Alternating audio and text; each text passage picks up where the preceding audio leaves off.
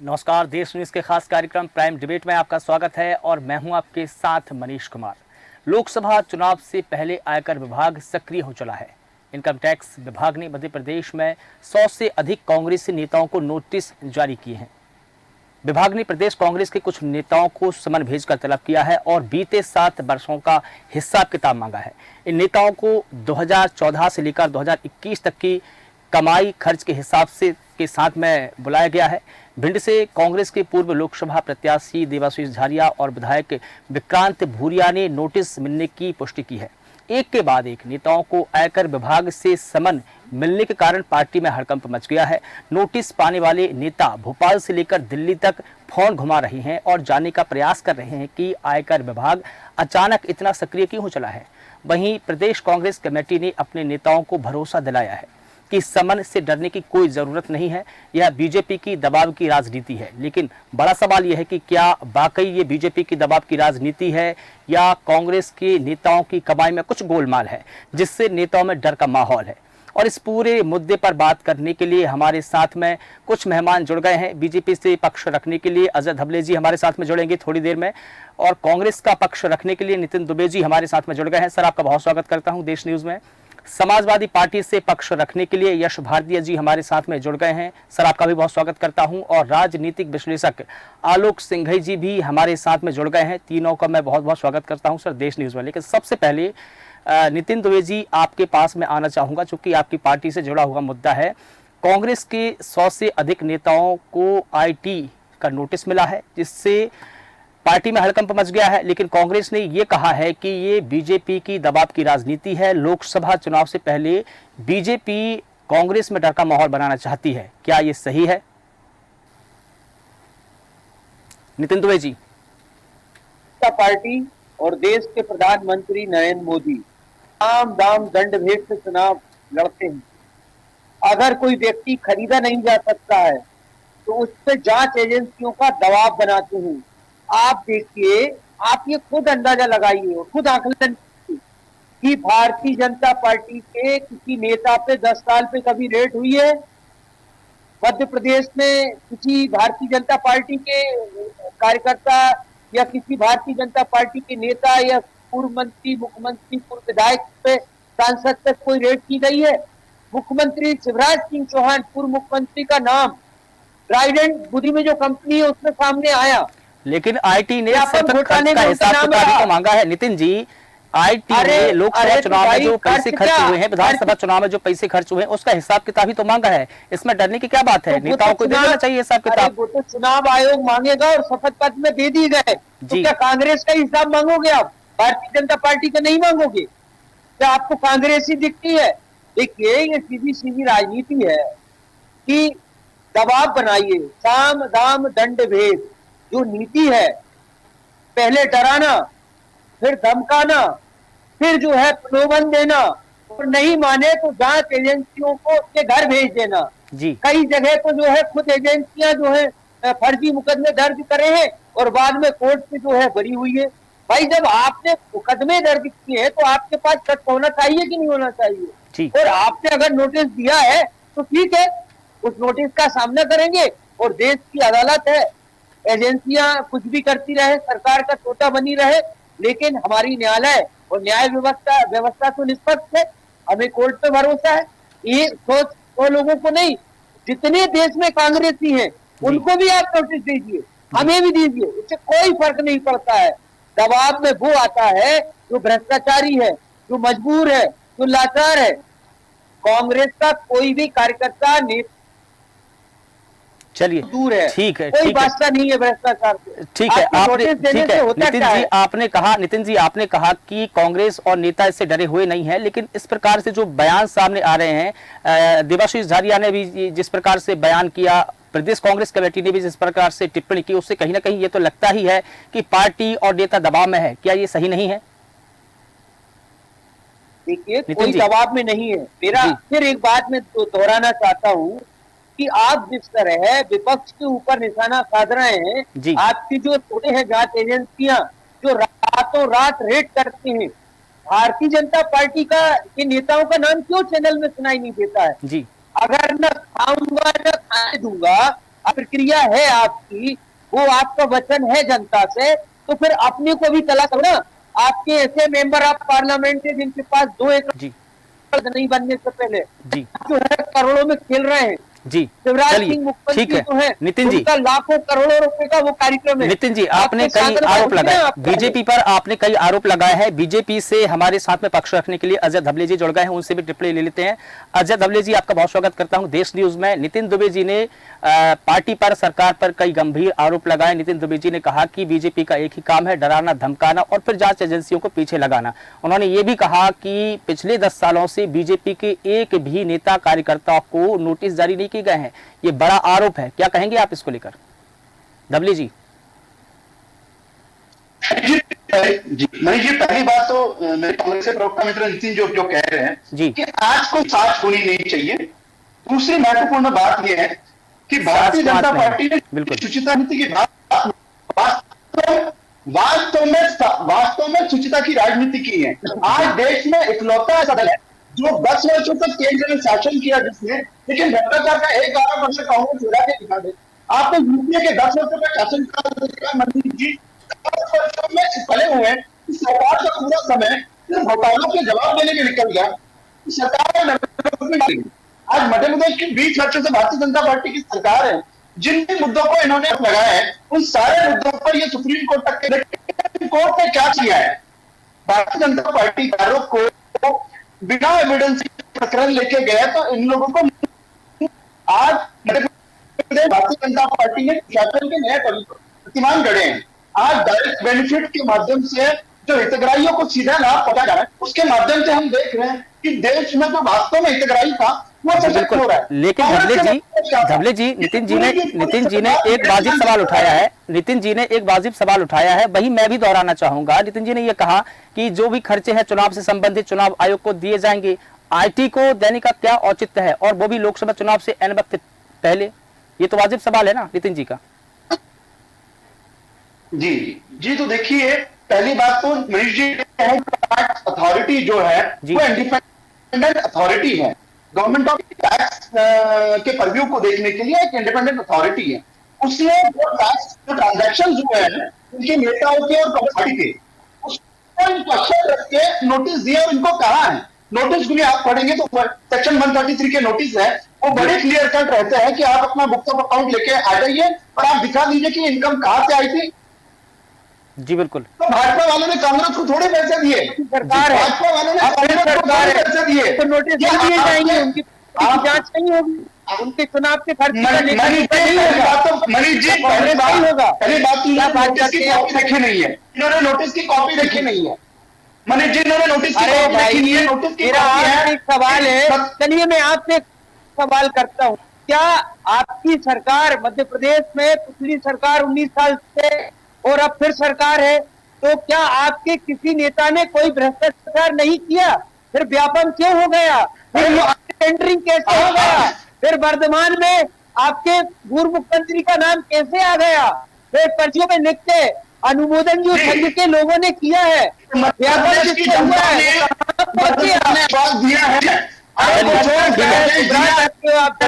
नितिन जी आपने अपना पक्ष रखा, धवल जी आपने भी अपना पक्ष रखा। हमारे साथ में 2 और मेहमान भी जुड़े हुए हैं, उनसे भी इस पूरे मसले को लेकर टिप्पणी लेना चाहूंगा। हमारे साथ में समाजवादी पार्टी से यश भारती जी जुड़े हैं। यश भारती जी, जैसा कि नितिन जी ने कहा कि बीजेपी सरकार का बस एक ही काम है, डराना धमकाना, फिर जांच एजेंसियों को पीछे लगाना। इस टिप्पणी से आप कितना इत्तेफाक रखते हैं? क्या ये सही है? आप भी यही मानते हैं कि बीजेपी सरकार का सिर्फ यही काम है? पार्टी भारतीय जनता पार्टी और उसके प्रवक्ता से बिल्कुल संतुष्ट हूं। जैसा उन्होंने कहा केवल नोटिस है और वो नोटिस अभी देखने के लिए मांग रहे थे कांग्रेस के प्रवक्ता से, तो एक आध नोटिस हमको भी दर्शन करा दें कि भारतीय जनता पार्टी के किसी नेता के पास भी ऐसा ही नोटिस पहुंच गया हो। साधारण नोटिस है, क्या नोटिस है क्या नहीं है, हमको भी दर्शन करा दें कि हाँ भारतीय जनता पार्टी के पास आया है और जो इंडिपेंडेंट एजेंसी है वो इंडिपेंडेंट होकर काम कर रही है, किसी का कोई दबाव नहीं है, ना कोई हिटलर का है ना कोई किसी तानाशाह का उसमें दबाव है। तो जो कह रहे हैं मैं उनकी बात से पूरी तरीके से सहमत हूं। बस दिखा दें मुझे कांग्रेस के साथी को संतुष्ट कर दें, बाकी पूरी दुनिया तो संतुष्ट है उनसे। दूसरी बात, आज ही कांग्रेस पार्टी छोड़ करके पूर्व मुख्यमंत्री अशोक चौहान महाराष्ट्र के कांग्रेस पार्टी छोड़ के भाजपा में आ चुके हैं जी। अभी तक वो आदर्श घोटाले से संबंधित थे, उन पे तमाम आरोप लगे, राजनीतिक जब सभाएं लगती थी भारतीय जनता पार्टी के तब आरोप लगाते थे। तो अब भारतीय जनता पार्टी के साथ ही हमको वो कागजात भी दिखा दें कि हाँ वो बरी हो गए हैं, अब पाक साफ हो गए, अब उन्होंने कोई आदर्श घोटाला नहीं किया, कोई भ्रष्टाचार नहीं किया, जैसा वो अभी कह रहे थे कि 10 साल में भारतीय जनता पार्टी ने कोई घोटाला नहीं किया। तो दिखाने की अगर बात है तो दिखा दीजिए, नहीं तो फिर कहेंगे कि हमसे कागजात मांग रहे हैं, इन पे विश्वास नहीं है, ये सेना पे विश्वास नहीं करते, ये इस पे विश्वास नहीं करते। अभी इन्होंने कहा दिखाने की बात। दूसरी बात, ये 10 साल में भ्रष्टाचार की बात कर रहे हैं, भ्रष्टाचारियों की बात कर रहे हैं। अरे आपकी सरकार ने जब अपनी 2 साल की उपलब्धियां बताई थी तो झूठ परोसा था, विदेशी रक्षा सीमाओं को अपनी रक्षा सीमाएं बताया, विदेशी कोल माइंस को अपनी कोल माइंस बनाया, और तमाम ऐसा झूठ परोसा। जब 2 साल की उपलब्धियां बताओ, समय समय पे झूठ परोसते रहते हैं, चाहे वो लाल किले के प्राचीर से झूठ परोसने की बात हो कि बिजली पहुंच गई है, चाहे ये बात हो कि हमने करोड़ों लोगों को आवास दे दिया है, और जब आवास देते हैं तो पता चलता है 30,000 रुपए की रिश्वत देकर के ही आवास मिला बदायूं में। तो भ्रष्टाचार तो ये कर ही नहीं सकते, क्योंकि ये तो राम राज्य की कल्पना करने वाले लोग हैं। कल्पना मात्र से ही भ्रष्टाचार खत्म हो जाता है। लेकिन भ्रष्टाचारी वही हो सकता है जो भाजपा से दूर रहे, भाजपा के खिलाफ रहे। जब वो भाजपा में आ जाएगा तो वो ना भ्रष्टाचारी हो सकता है, ना उसके अंदर कोई दाग हो सकता है। ये हमारे भाजपा के साथ चलिए ठीक है। हमारे साथ में राजनीतिक विश्लेषक आलोक सिंघई जी भी जुड़े हैं, उनसे भी हम इस पूरे मामले को लेकर टिप्पणी ले लेते हैं। आलोक जी, आपसे ये जानना चाहूंगा कि आयकर विभाग जिन रुपयों को लेकर कांग्रेसी नेताओं से सवाल कर रहा है, उसका सिर्फ जो जिक्र है कागजों पर है, किसी भी जो ऑफिशियल डॉक्यूमेंट है उनमें नहीं है। क्या ये सही है और इसको लेकर आप क्या कहेंगे? हाँ, ये बहस इसमें किसी भी किस्म की जा सकती है, और ये सिंपल सा नोटिस है। वो नोटिस इसलिए है कि किसी जगह छापा पड़ा, उस छापे में कोई जानकारी मिली, वो जानकारी ये थी कि चुनाव के पहले चंदा दिया गया, चंदे की एक अमाउंट है जो करीब 100 लोगों को के पास पहुंचा। तो क्या उन 100 लोगों ने अपने रिटर्न में उनको शो किया, या कहीं ना कहीं चुनाव आयोग को जानकारी दी या नहीं दी? जो भी चीज जानकारी है वो सामने आ जाए, इसके लिए नोटिस आया हुआ है। इसमें ज्यादा हाय तौबा करने की जरूरत नहीं है। दरअसल में देश में एक पैरेलल इकोनॉमी जो थी बरसों से, आज से नहीं, ये करीब 30-40 साल से, बल्कि और आजादी के बाद से एक प्रवृत्ति बन गई थी आय को छुपाने की, काला धन और सफेद धन के रूप में। तो इस काले धन की वजह से देश की मुद्रा जो है वो कमजोर होती है। आज डॉलर की तुलना में हम कहां पड़े, जबकि छोटे छोटे पड़ोसी देश है उनकी मुद्रा बहुत पावरफुल है। तो हमें अपनी पैरेलल इकोनॉमी यदि खत्म करना है तो हमें ये काला धन उजागर करना पड़ेगा। लेकिन काला धन का कांग्रेसी और जो विपक्षी पार्टी के नेता है उन्हीं के पास नहीं, बिल्कुल नहीं, बिल्कुल नहीं, ये दोनों के पास में, सभी के पास में, तो सभी का काला धन वापस आना चाहिए, सभी का काला धन निकलना चाहिए। अब सवाल ये है कि सवाल यही है कि जब दोनों पार्टियों के पास में काला धन है तो सिर्फ एक पार्टी को और नोटिस क्यों, दूसरी पार्टी को नोटिस क्यों नहीं? जो सत्ताधारी दल है उनके नेताओं को भी जाना चाहिए। अगर जांच एजेंसियां निष्पक्ष तौर पर और पारदर्शी तरीके से अगर जांच कर रही है, वाजिब सवाल नितिन जी ने पूछा था, मैं उसी को दोहरा रहा हूं कि अगर जांच एजेंसियां या सरकार निष्पक्ष तौर पर काम कर रही है तो सभी को नोटिस जाना चाहिए। ये तो बिल्कुल जाना चाहिए, बिल्कुल जाते हैं, सभी को जाते हैं, छापे भी पड़ते हैं, वो तो सारी चीजें हैं।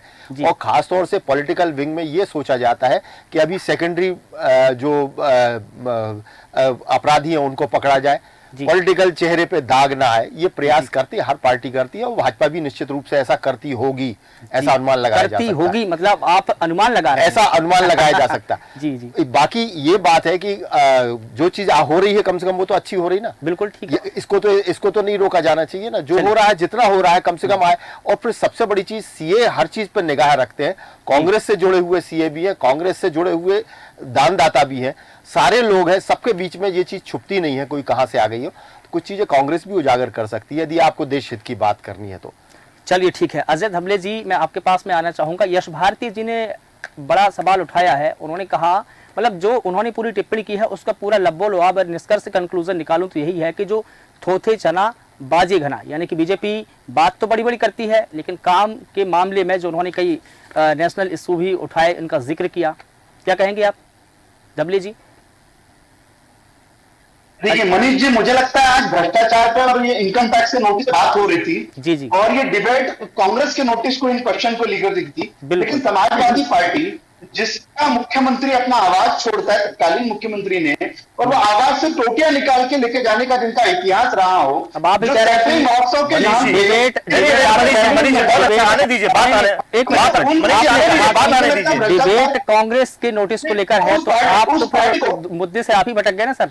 नहीं तो बात आ जाने दीजिए, फिर ये प्रमाणित तौर पे जवाब ले दें। नहीं तो मेरा निवेदन यह है कि भारतीय जनता पार्टी से इस्तीफा दे दीजिएगा अगर आप प्रमाणित ना कर पाए अपनी बात को। तो चलिए धबले जी जवाब दीजिए। हमने नहीं प्रमाण किया है, वहां के पीडब्ल्यूडी विभाग ने प्रमाणित कर दिया है कि टोटियां कहां प्रमाणित किया बताइए ना। अरे तो आप अच्छा धवले जी, अजय जी आपको रोक रहा हूं, लेकिन आपकी बात है। दूसरा, आप वसूली नहीं कर पाए, कोई सरकारी संपत्ति चुरा ले गया और आप वसूली नहीं कर पाए, इतने सीधे हो आप, इतने शिष्टाचारी हो कि केवल आप प्रवक्ता के रूप में या बातें करने के लिए रह गए, और पीडब्ल्यूडी डिपार्टमेंट कह रहा है कि टोटी चोरी हो गई और आप वसूली नहीं कर पाए। तो भारतीय जनता पार्टी शुचिता की राजनीति करती है, यश जी। सरकारी संपत्ति नहीं थी ना वो टोटी, वो केवल आप लोगों के लिए लाइन थी ना, ताकि आप ये डिबेट में डिरेल करें। आप दूसरे से प्रमाण पत्र मांगे कि कांग्रेस पार्टी वाले नोटिस दिखा दें, लेकिन जब आपसे नोटिस मांगा जाए तो आप टोटी पे पहुंच जाओ, और टोटी भी आप प्रमाणित नहीं कर पाओ। एक कागज दिखा दो भैया, टोटी का आपने पैसा वसूला कि नहीं वसूला। पीडब्ल्यूडी ने बताया ना, पीडब्ल्यूडी किसकी सरकार है, कौन मंत्री होगा, क्या सपा का मंत्री होगा वहां पे? जी मैं उत्तर दे दूं अभी यश जी। मुझे लग रहा है कि ये इस प्रकार का, देखिए ये जो परिवारवादी पार्टी है उस सामने, अरे अब मैं फिर परिवारवाद की दोस्तों की बात कर लेते हैं। अरे सम्राट चौधरी को अभी मुख्यमंत्री बनाया आपने बिहार में, सम्राट चौधरी को, उनके पिताजी कर्पूरी ठाकुर जी के मंत्री थे, उनकी माता जी विधायक थी, वो खुद आपके प्रदेश अध्यक्ष भारतीय जनता पार्टी के बिहार में। परिवारवाद, वंशवाद, अब बोलिए। टोटी चोर पार्टी आज कांग्रेस के बचाव के लिए, अरे भैया रक्षा सौदे में बंगारू लक्ष्मण का नाम सुना है आपने? बंगारू लक्ष्मण भारतीय जनता पार्टी के राष्ट्रीय अध्यक्ष, भारतीय जनता पार्टी के राष्ट्रीय कार्यालय में रक्षा सौदे में दलाली करके सजा पा चुके हैं। अब आपको शर्म आती है कुछ कहने में?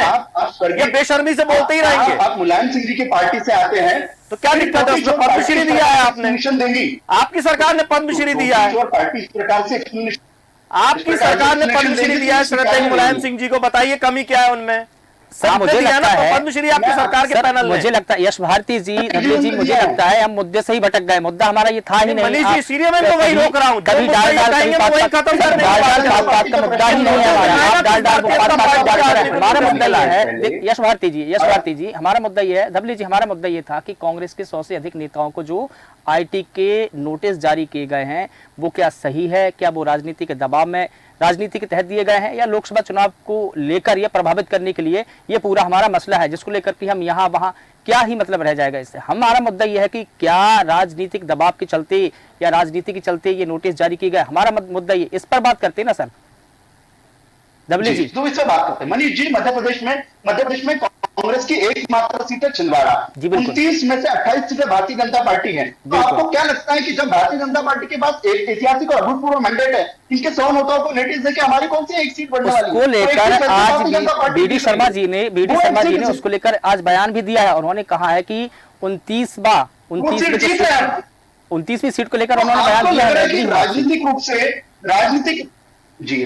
रूप से ये बेनिफिट लेने के इस प्रकार के नोटिस दिए जाएंगे। जो ट्रांजैक्शन कांग्रेस पार्टी के साथ में जो ट्रांजैक्शन किया है उसका जाकर एक्सप्लेनेशन दे दे, तो उससे सेटिस्फाई हो जाएगा।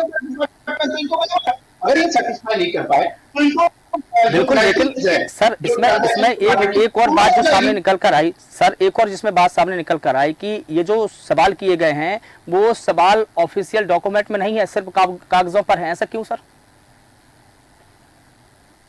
मतलब आपका मैं प्रश्न नहीं समझा। ऑफिशियल डॉक्यूमेंट पे नहीं है नोटिस, वही मैं कह रहा हूं कि ये जो सवाल किए गए हैं वो ऑफिशियल डॉक्यूमेंट में क्यों नहीं है? सवाल ऑफिशियल डॉक्यूमेंट में हो तो उसकी तथ्यता प्रमाणिकता सामने आती है। मनीष जी सेक्शन 133 का नोटिस जो होता है वो प्राइमा फेसी नोटिस होता है। वो आपको प्राइमा फेसी नोटिस में आपको जाके वहां आंसर करना है, आपको आपके बुक्स ऑफ अकाउंट दिखाने हैं और उसमें ट्रांजैक्शन में कैश कहां से आया या मनी कहां से आया। अगर बैंकिंग कैश इन हैंड है या बैंक अकाउंट है, अकाउंट का मनी है, तो आपको शो करना है कि उसका सोर्स ऑफ इनकम क्या है और उसने आपने क्यों दिया है। जी बिल्कुल, ये तमाम सवाल जो है आईटी ने किए। चलिए ठीक है, नितिन दुबे जी से इस पर टिप्पणी ले लेते हैं। नितिन दुबे जी, आईटी ने पिछले 7 वर्षों का हिसाब किताब मांगा है, दिक्कत क्या है? इसमें कोई दिक्कत नहीं है, नोटिस मिला है तो जवाब देंगे जी। मेरा सवाल एक है, तो फिर हाय तौबा अगर कोई जांच एजेंसी है वो हमारे हाय तौबा इसलिए है कि 10 साल में एक भी राष्ट्रीय स्तर के नेता का नाम बताइए जिनको किसी भी तरह का नोटिस मिला हो, कोई कार्रवाई हुई हो। मध्य प्रदेश में एक भी लीडर का नाम बताइए जिसपे आईटी, इनकम टैक्स या किसी भी जांच एजेंसी का। तो मेरा ये मतलब है कि ये सारे लोग भारतीय जनता पार्टी के देवता है क्या? स्वर्ग से उतर के आए, बिल्कुल साफ सुथरे हैं क्या?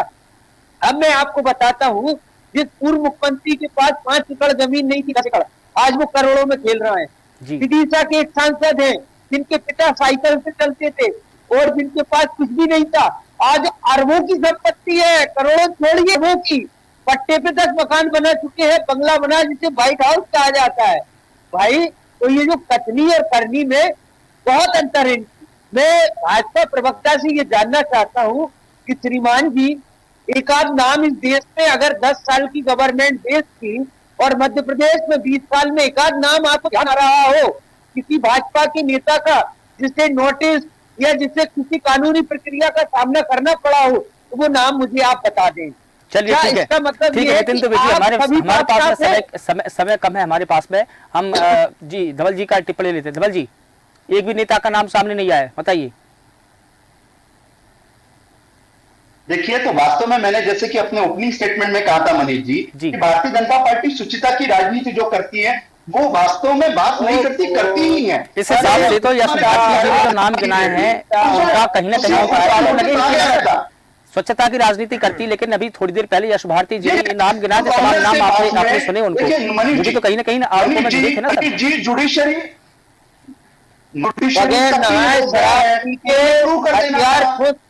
और जय श्री राम के नारे लगाते हो आप, चाय वालों से पैसे लेते हो, ट्रकों से अवैध वसूली, आप शुचिता की क्या बात करेंगे? आपकी पूरी पिक्चर इस देश को पता है, लेकिन है क्या भाई, कितना दबाव बना चुके हैं आप, कितना फर्जीवाड़ा कर चुके हैं।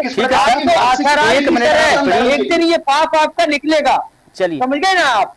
यश भारती जी के पास चलते हैं, यश भारती जी के पास चलते हैं। उन्होंने जो तमाम नाम गिनाए थे, एक बार और यश भारती जी, बीजेपी जो है स्वच्छ राजनीति करती है, स्वच्छता की राजनीति करती है, जैसा कि धवल जी ने दावा किया है, क्या कहेंगे आप? मैंने तो शुरुआत में ही कहा था, इनसे साफ सुथरा कोई आदमी नहीं है, इसीलिए तो इनको एक भी नोटिस नहीं मिलता है।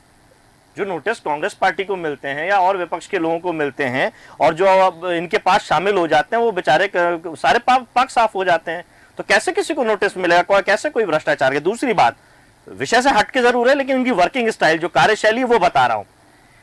कर्नाटक से चल करके दिल्ली जा रहे हैं किसान आंदोलन करने के लिए, शांतिपूर्ण आंदोलन में सफर कर रहे हैं और जाके वहां आंदोलन में बैठेंगे, लेकिन भोपाल में उतार लिए जाते हैं। लगभग 66 लोग होते हैं और महिला को इस तरीके से उतारा जाता है कि उसके सर पे चोट आती है जी, और चोट आने के बाद उसको तब भी उसको वहां डिटेन करने के लिए रखा जाता है। अनऑफिशियल जो डॉक्यूमेंट की जैसे आप बात करते हैं, अनऑफिशियली उनको 24 घंटे से ज्यादा अभी तक बंद करके रखा गया एक जगह। ना किसी को मिलने दिया जा रहा है, ना किसी से बात करने, ना बेहतर इलाज दिया जा रहा है। जब कोई मिलने जा रहा है तो रोक दिया। आतंकवादी और अपराधियों जैसा सलूक किसानों के साथ में किया जाए, जो ना भाजपा के हैं, ना कांग्रेस के, ना किसी पार्टी के हैं जी। स्वामीनाथन जी को भारत रत्न दिया गया किसानों के कारण, कि किसानों पे बहुत अच्छा काम किया। चौधरी चरण सिंह जी को भारत रत्न दिया गया क्योंकि किसानों के नेता माने जाते थे। तो इन्हें किसानों के नाम पे वोट चाहिए, लेकिन किसानों को देने के लिए इनके पास पे कुछ नहीं है। जो ऋण माफी की मांग कर रहे हैं, जो अपने उद्योगपति दोस्तों को ऋण माफ कर सकते हैं, एमएसपी की बात कर रहे हैं कि इनको कम से कम मूल्य ठीक मिले, जो अन्नदाता है हमारा, लेकिन ये किसी भी वर्ग को खुश नहीं कर पाए। दूसरी बात, कहते हैं कि कोई भी विपक्षी पार्टी, मनीष भाई अंतिम प्रतिक्रिया, कोई भी विपक्ष जो है वो सड़क पर नहीं उतरता। जितने लोग आज सड़क पे उतरे हैं, इतने कभी भी देश में नहीं उतरे होंगे। हर वर्ग सड़क पे उतरा हुआ है, चाहे वो चिकित्सा क्षेत्र से हो, शिक्षा क्षेत्र से हो, किसान हो, महिला हो, पुरुष हो, हर वर्ग सड़क पे उतरा हुआ है, लेकिन ये गूंगी बहरी सरकार को, अंधी सरकार को दिखाई नहीं देती। चलिए ठीक है, सिंघई साहब, आप इन तीनों मेहमानों की टिप्पणी आपने सुनी। बीजेपी से धवल साहब ने अपनी टिप्पणी दी, नितिन दुबे जी ने टिप्पणी दी, यश भारती जी ने टिप्पणी दी, लेकिन आपसे यही जानना चाहूंगा, अंत में सवाल आपसे करूंगा कि इनकम टैक्स या कोई भी जांच एजेंसी है, क्या राजनीतिक दबाव के चलते काम करती है या पारदर्शी तरीके से काम करती है, और जिस प्रकार से जांच एजेंसियों पर जो आरोप लगाए जाते हैं विपक्षी पार्टियों द्वारा, कितना सही है? पॉलिटिकली आरोप लगते रहते हैं, लेकिन आप एक मोटे अंदाज से ये चीज समझे, भारतीय जनता पार्टी के अंदर जो पॉपुलैरिटी बढ़ी, उसका चंदा बढ़ के 150 गुना बढ़ गया। को आप बताएं, 1300 करोड़ रुपए जब चंदा के रूप में व्हाइट में, कांग्रेस से तो 7 गुना ज्यादा है सर। व्हाइट में जो चंदा पहुंचा वो व्हाइट में प्रत्याशियों तक पहुंचा। अब जहां पे चंदे की कमी है पर चुनाव उसी शान से लड़ना है, तो उसके लिए काला धन पहुंचा। तो इसलिए ये नोटिस जो है ये बता रहा है कि कहीं ना कहीं से धन की आवक हुई है, और बहुत साफ नोटिस है जिसमें उनके पास में साक्ष्य है। उस साक्ष्य के आधार पर उन्होंने निर्देश दिया है कि यदि आप उपस्थित नहीं हुए तो 10,000 रुपए का जुर्माना लगाएंगे। तो इस तरीके से ये इसको सामने आ जाने दीजिए, इसमें पहले अटकलबाजी लगाना ठीक नहीं है। थोड़ा सा नोटिस में आप पहुंचे, साक्ष्य सामने आ जाएंगे, बात खत्म हो जाएगी। जी नितिन जी, आप कुछ कह रहे थे? मैं ये कह रहा हूँ आलोक जी, आप अच्छी समीक्षा कर रहे हैं, लेकिन आपके मन में एक बात और उठना चाहिए ना सवाल कि भाई कांग्रेस ही क्यों? क्या कांग्रेस ने ही चुनाव लड़ा है? आप बीजेपी के कोई ऐसे नेता शामिल क्यों नहीं है इस नोटिस में? आप जवाब दे दीजिए। बिल्कुल, हम वही कह रहे हैं कि ये जो है पैसा चूंकि भारतीय जनता पार्टी को चुनाव में पर्याप्त मिल रहा है, तो उनके पास में कोई चीज छुपाने के लिए नहीं था, इसलिए वो नोटिस में नहीं आए। ठीक है सर, हमारे पास में समय का अभाव है। नितिन जी हमारे साथ में समय का अभाव है। हमारे साथ में जुड़ने के लिए, बात करने के लिए आपका बहुत बहुत शुक्रिया। अजय धबले जी आपका भी बहुत बहुत शुक्रिया। यश भारती जी आपका भी बहुत बहुत शुक्रिया। आलोक सिंघई साहब आपका भी बहुत बहुत शुक्रिया। चारों मेहमानों को बहुत धन्यवाद करता हूँ देश न्यूज के इस खास कार्यक्रम में। इनकम टैक्स विभाग द्वारा जारी की गई ये समन पिछले लोकसभा चुनाव में खर्च हुए रुपयों को लेकर है। इस समन में आयकर विभाग ने ये भी सवाल किया है कि नेता ये बताएं कि आखिर उन्हें ये रकम कहां से मिली है और उस रकम को कहां खर्च किया है। सिंपल सा सवाल है, लेकिन अगर कांग्रेस सूत्रों की माने तो आयकर विभाग जिन रुपयों को लेकर सवाल कर रहा है उसका जिक्र कागजों पर है, किसी भी ऑफिशियल डॉक्यूमेंट में नहीं है। फिलहाल ये जांच का विषय है। आईटी इस पूरे मामले को लेकर जांच कर रही है और जो भी सच्चाई है वो सामने निकल कर आएगी। फिलहाल देश न्यूज़ की इस प्राइम डिबेट में बस इतना ही। मुझे दीजिए इजाज़त और आप लगातार बने रहिए और देखते रहिए देश न्यूज़। नमस्कार।